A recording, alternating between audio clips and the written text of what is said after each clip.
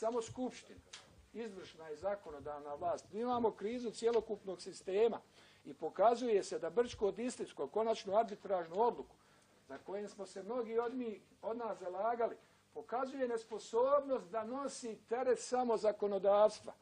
Da mi nemamo dovoljno sive vase, nemamo dovoljno još nekih političkih i drugih pretpostavki da živimo na način jedne autonomne, samo zakonodavne, administrativne zajednice.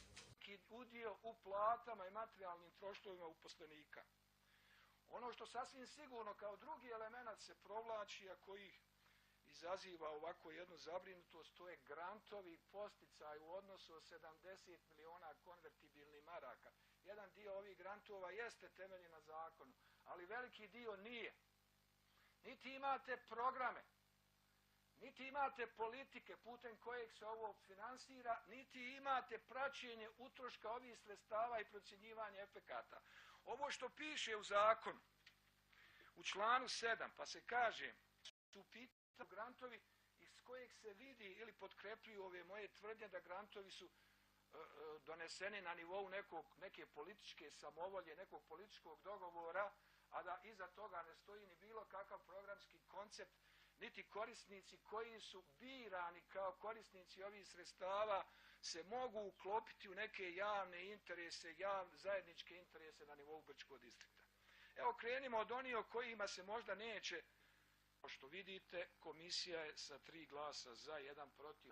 Nakon još činjenice, kada sam predložio da u radu jedne ovakve komisije trebamo imati stručnu pomoć ili angažovati stručnjaka, što isto komisija odbila, najavljujem vam da ću podnijeti ostavku na mjesto predsjednika ove komisije, jer ne želim da budem formalno pokriće za jednu većinsku političku volju koja je, kao što vidite, bezidejna i bez političke ambicije da nešto u ovoj oblasti. Dakle, svaki društveni pa i politički sistem je sistem koji omogućava neku našu reprodukciju naših života, da živimo, radimo, govorimo u ime kluba i da možemo obezbijeti elemente svoje egzistencije. Ovo je grupa ljudi u svome bitnom određenju koji ne mogu kroz postojeći sistem da zadovolje svoje elementarne potrebe. To su ljudi koji godinama ne rade, to su ljudi koji imaju jako niska primanja, to je čitav niz socijalnih problema i njihova logika se svodi na sljedeće. Mi smo oni koji nemamo ništa. Kada nemamo ništa, ništa nam nije sveto. Ako nam ništa nije sveto, spremni smo sve da uništimo tako da bi u neimanju bili jednaki. To je logika socijalnog protesta i kao takvu je treba respektirati. U tom pogledu, da bi ovo dobilo smisla, institucije sistema moraju aktivno djelovati ka njihovom otvorenom nezadovoljstvu, a mi to nismo uradili. Dakle, mi smo pokušali da iniciramo prije ove sjednicu na kojoj bi se dogovorili, domislili, dobili relevantne, pozitivne podatke o svemu ovome, a onda mogli kompetentno donijeti neki zaključak. U tom pogledu mi nismo uradili ono što je trebalo uraditi. I s tim u vezi 2-3 napomene onome što se protura kao neka vrsta politizacija svega ovoga, da iza ovoga stoje kao neki. Dakle, iz tog razloga što sam politički angažiran, ne želim da im lijepim sopstvenu etiketu, jer njihova kritika se odnosi i na mene. U tom pogledu šta mi možemo uraditi? 3 su stvari. Jedna je da manipulacijom razbijemo to, jer znate da se već politički Bosna i Hercegovina dijeli, da jedan entitet smatra da iza ovoga stoje neki mračni ciljevi i pokušava pacificirati ovakve pokušaje u sopstvenoj sredini. I da Brčko kao multietnička sredina sasvim sigurno jednim dijelom trpi i neku vrstu takvih nazora. Da se to s raznih aspekata pokušava sad pozitivistički uvući u igru nekog od ovih vođa, obećati nešto i tako dalje, to razvodniti i po onom principu staviti i neke od njih na platni spisak budžeta i sve će biti u redu. Druga je stvar, možemo ih i putem aparata represije, dakle suzbiti. To su još uvijek neorganizovane grupe. Mislim da policija u Brčkom ima dovoljno sposobnosti da na taj način reaguje. Međutim, ono što bi trebalo uraditi, a to je da aktivno odgovorimo, bar u onaj pozitivni dio što se izražava kroz ovakve vrste socijalnih okupljanja. Po meni, ovo su istorijska zbivanja. Po prvi put u Brčkom jedna grupa ljudi kaže dosta politika, morate shvatiti da i mi postojimo. Vašoj samovolji ima kraj. Vi morate, i to su postigli prvi dan, jer ste se jako uplašili. Kad su rekli dole vlada, onda nije baš bilo ugodno. Dakle, taj faktor ima demokratsku funkciju. Kad ne funkcionira tužilaštvo, sudstvo, pravosuđe i tako dalje, onda mora neko da se pojavi kao subjekt. U tom pogledu vi imate afere koje traju godinama. Vi imate transparentno kršenje zakona na koje niko ne reaguje. U tom pogledu treba... Vi imate komisiju koja je formirana od strane vlade, antikoruptivna komisija, kako se zove. Vidio sam da ona potrošila pare, a njen predsjednik, dakle, pokrenut postupak, nikad nije ništa uradila. Pa to su cirkuse, o čemu vi pričate?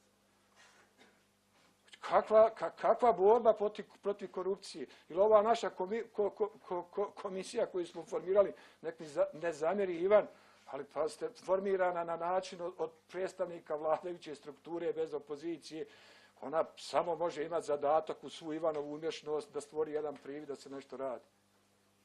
Dakle, u tom pogledu, ti koji će pokušati ovo instrumentalizirati, ja ne govorim da tu imaju skupine ljudi koji su spremne da počinju vandalska djela. Ali u osnovi, ovo je izraz jednog socijalnog bunta, sve veće grupacije ljudi koje ovaj sistem smješta na marginu. Oni kao takvi u svome manifestovanju nisu dopadljivi. To su ljudi koji ne umiju govoriti, koji ljudi teško izražavaju ovo, to su ljudi koji su često agresivni i tako dalje. Ali pazite, ni odbrana Bosne, ni druge velike stvari nisu se dešavali od onih lijepih mamini i tatini sinova. Ovaj dio posla moraju grubi da odradi. U tom pogledu, u onom osnovi, dakle, ja im kao Enes Pašalić dajem podršku. Hvala lijepo. Hvala.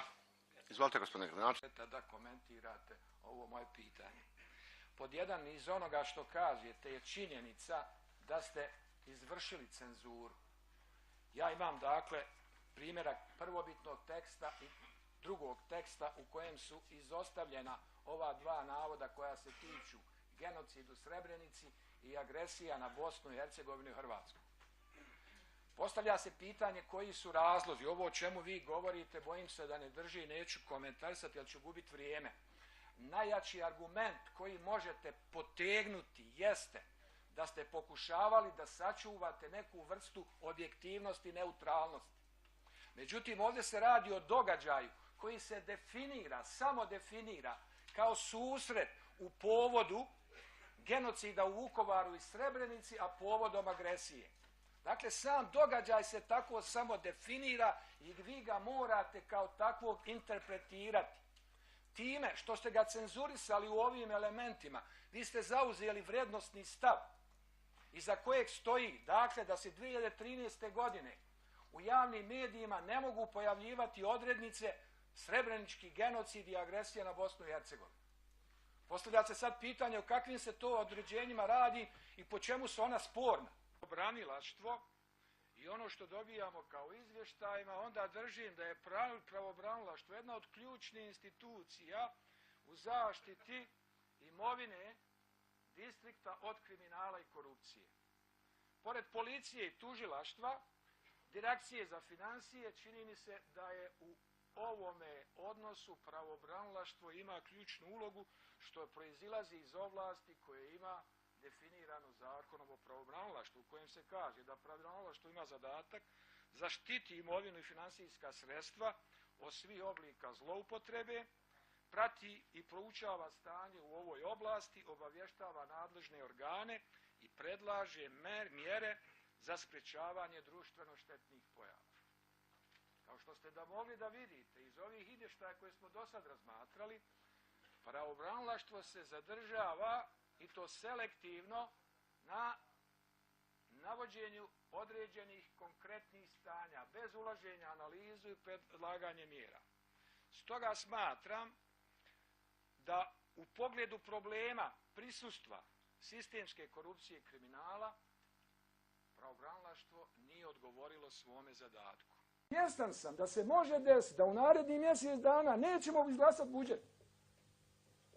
Uvodimo u Brčko vanredno stanje. I ovo jeste neka vrsta vanrednog stanja, ali koja omogućava elementarno funkcioniranje. Bez obzira na fleksibilnost. I dalje nećete moći budžet tako koristiti da bi mogli manipulirati kako bi baš željeli. Morat ćete se držati nečega kako je bilo 2014. godine. Mada sebi ovdje stvarate širi prostor. Ali mi se moramo suočiti da nema budžeta. I tu ja vama zamjeram, ja sam to htio da predložim. Procijenio ovu odluku apelacionog suda vis-a-vis zakonitosti rada parlamenta u Brčkom distriktu, onda mogu reći da je ona samo vrh ledenog brijega. I da u posljednjih 10 godina mi imamo sustavno kršenje zakona i statuta. Ja sam o tome više puta govorio. I da osnovni problem Brčkog distrikta jeste da nismo pravna država, nego da se zasniva upravljanje distriktom na političkom voluntarizmu, na političkoj samovolji, a ona nije od danas, nije od ove vlade, nego traje 10 godina. Nijedan budžet, ako se vratite u period posljednjih 10 godina, nije donesen u skladu sa statutom. Nije ispoštovan elementarni rok. Čak odluka apelacionog suda, jer imate precizno definirano u kojem roku treba da se usvoji budžet. Recite mi kad smo mi to uradili. A mogu vam navesti čitav niz, o tome 2 godine govorim, da planiranje, projektovanje budžeta nije u skladu sa zakonom o budžetu. Da se stvari unaprijed dodjeljuju određenim korisnicima, da zato ne postoje ni programi, ni politika, ni bilo šta. I da mi imamo jedan generalni problem, dakle da nismo pravna država, ne poštujemo normu koju donosimo. Srpski parlament donosi rezoluciju o genocidu u Srebrenici. Kada uzmete u obzir danas situaciju u Brčkom, da imate da se u Luci održava neka manifestacija, sajam, kad imate činjenicu da kada su u pitanju entitetska državljanstva, građani Brčkog moraju uzimati entitetska državljanstva, kada smo usvojili neke veoma sporne zakone, kad imate javni medij koji dobija ogromna sredstva, a ne prenese ni jednom rečenicom da je reprezentacija BiH slavila pobjedu i kvalificirala se, ja stičem utisak da se mi vraćamo u 92. godinu srpskog Brčkog koji pripada isključivo Republici Srpskoj. Na sramotu oni koji danas obnašaju javnu vlast, ali ne samo njih, nego i svi oni vladini i nevladini udruženja koji primaju apanažu sa ovog budžeta, a da nisu reagovali na jednu sramotnu stvar da je ovo cenzurisano. Naravno, glavni razlog leži u tome što je ova vlast naopako formirana. Kada slušam one koji predstavljaju danas vladajuću grupaciju ovdje, evo citirat ću na jednom primjeru gradonačelnika. Gradonačelnik kaže da ćemo mi nastaviti da se borimo protiv korupcije. I evo na primjeru korupcije koji su definirali i ovi koji su protestovali kao jedan od temeljnih problema i ono o čemu smo mi raspravljali, problem se svodi da li su izvori korupcije negdje mimo tamo sa strane, pa ćemo se mi pozabaviti njima, ili smo mi ti koji produciramo korupciju. Ako smo mi ti, povlače po kuloarima, ali da sad ne ulazimo u to. Temeljno pitanje za mene ovdje jest da li je odjel proveo objektivnu analizu stanja u visokom obrazovanju u distriktu ili je ovo iz odjelu znanih razloga ili šefa odjela neki, da nazovem, poluprivatni rat između ova dva univerziteta i šefa odjela. Ono što se priča, dakle, što bi mogli kolokvijalno da kažemo. I druga stvar, bez obzira na ishod ovoga, da li će odjel biti u pravu i doći do uskraćivanja licenci i zatvaranja ova dva univerziteta ili neće, da li su sagledane sve konsekvence. Ako se i obistini ono što odjel tvrdi da oni ne ispunjavaju uslove da ih treba zatvoriti, znate da je već otišlo osporavanje diploma u susjedne zemlje. Znate da je kroz ove visokoškolske ustanove prošlo na stotine studenata. Da li njihove diplome vrijede? Da li će oni pokrenuti postupak na sudu spram Brčkog distrikta koje je bilo nadležno da obezbijedi na zakonu funkcioniranje visokoškolskih ustanova? Ako izgubi, šta će se desiti sa ovim sporovima na sudu? Dakle, koji su pokrenuti sa visokim obeštećenjima. Da li smo sagledali sve te aspekte i da li se vlada tim bavila? Ono što mogu ukratko reći, prisustva sistemske korupcije i kriminala udovoljilo svome zadatku. Ja neću da kažem da je to isključivo iz političkih okolnosti koje su dovele do toga da pravobranilaštvo nije moglo na adekvatan način da reaguje na sve ono što je bilo predmet njihovog razmatranja, ali smatram da mora biti političke volje u ovoj skupštini da se to stanje popravi. Kao što vidim i kroz komisiju, a i kroz ovu skupštinu do sadašnjih zasjedanja, te političke volje nema, nego se i dalje, kao i Direkcija za financije, tako i pravobranilaštvo svodi na legitimiranje veoma štetnih političkih odluka koje donosi Skupština i Vlada i na taj način se krug zatvara, mi ostajemo zarobljeni u stanje koje već imamo desetinama godina. Samim tim amnestira neučinkovitost i policije i tužilaštva, jer sve odluke koje ovdje imamo pokrivene su mišljenjem pravobranilaštva i Direkcije za finansiranje. U dosadašnjoj političkoj praksi većina vas koji ukazujete da se krši državni zakon, veoma lagano ste dizali ruke kada se on na nekim drugim primjerima kršio. Jesam li ja upozoravao da zakon o sukobu interesa u Brčkom distriktu nije u skladu sa državnim zakonom? Jesmo izglasali taj zakon? Ja ne znam iz kojih razloga. Ja sam postavio poslaničko pitanje na koje još nisam dobio odgovor. Da li su zakoni Brčkog distrikta usklađeni sa državnim zakonima? Pretpostavljam prema nezvaničnim informacijama da mnogi nisu. Sad ja vas pitam, ako već u postojećoj političkoj praksi smo u više navrata, odnosno u više navrata ste kršili državne zakone i donosili zakone distrikta koji nisu bili usklađeni, kako sad da pristupimo ako eventualno i ovaj zakon je u sukobu s državnog zakona, ako sagledamo konsekvence koje on može proizvesti i kod Srba i da se on kao takav mora tretirati.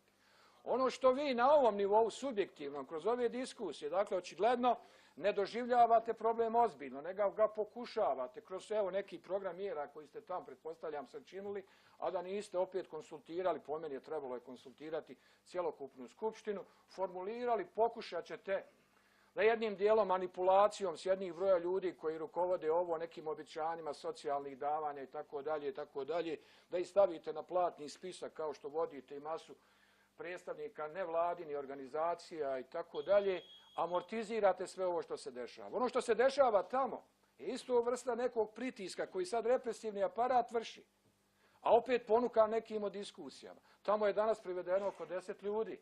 Tamo kad odete među onu masu, kamera vas snima.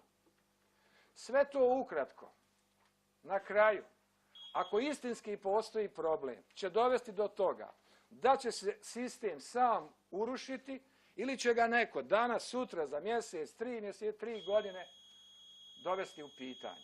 Ili imamo onu zadnju varijantu da se pojačin se osporava ono što stoji u revizorskim izvještajima. Vi ste uz ove revizorske izvještaje dobili zaključak Vlade u kojem stoje da oni po 3 tačke, čini mi se, osporavaju navode u revizorskim izvještajima i predlažu reviziju revizije.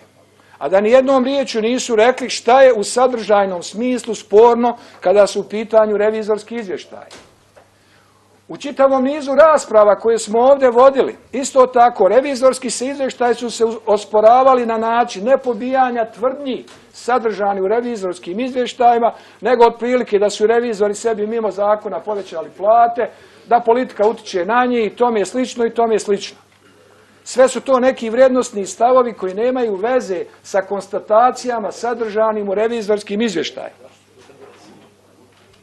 I to je osnovna karakteristika generalno kada su u pitanju revizorski izvještaj. Dakle, imate konstataciju stanja koja se osporava na neki vrijednosni način, ali ne dovodi se u pitanje s aspekta istinitosti ili neistinitosti. Kada je u pitanju neovisno mišljenje revizora, dakle, vi danas vrijeđa, kako on kaže, srpski narod. I sve to što bi bio sadržaj koji vrijeđa srpski narod, on je sveo na ovu floskulu Bosansko proljeće. Pitam ja njega, šta on odčitava iz ovih skupova, ako pri tome ima i zvaničan stav, zvaničan prijedlog mjera iza kojeg ovi ljudi stoje, a koji ste vi jutros dobili, naravno ja to nisam ni pogledao, malo sam prelistao jer je došlo mimo poslovnika, mimo neke normalne procedure. Šta je sadržano u tim zahtjevima što može vrijeđati srpski narod? I šta to znači po vama? Bosansko proljeće. Šta vi vidite u Bosanskom proljeću što bi moglo vas iritirati, odnosno po vašem mišljenju iritirati srpski narod? Implicite iz ovog što vi govorite proizilazi prijetnja. Dakle, ja vam savjetujem i onima koji ovo podržavaju da se ne igraju s vatrom. Da bi moglo doći do nekog drugačijeg okupljanja koji bi vodlio ne znam u šta. Na šta mislite? Možda se sjećate ovih vremena od 1992. godine ili nešto slično. Šta vam pada na pamet? Dakle, izričete realni okupljanja. Ali onome što se je desilo, dati takav preznak da iritira čitav jedan narod, a da u zvaničnom stavu nemate ni jedne riječi kojim se spominje ili vrijeđa taj narod. Molim vas, u što se vi upuštate? Jeste vi svjesni koju iritaciju proizvodite ovdje? Jer ja treba istom mjerom sad da vam odgovaram kako vi nama odgovarate. Dakle, ja koji podržavam ovo okupljanje, je li to implicira neki moj antisrpski stav? Je li to atak na Republiku Srpsku, suverenitet srpskog naroda i bilo šta slično? Dajte, molim vas, mislim, treba voditi računa što se govori, unosite elemente koji opasno zaoštravaju sve ovo. Hvala. Do tada ja osuđujem predstavnike bošnjačkog i hrvatskog naroda da, a veoma brzo će, kada budu išli na polaganje cvijeća civilnim žrtvama i borcima 108. brigade, sjete se da je za njihovog mandata izvršena ovakva vrsta cenzure. Hvala lijepo.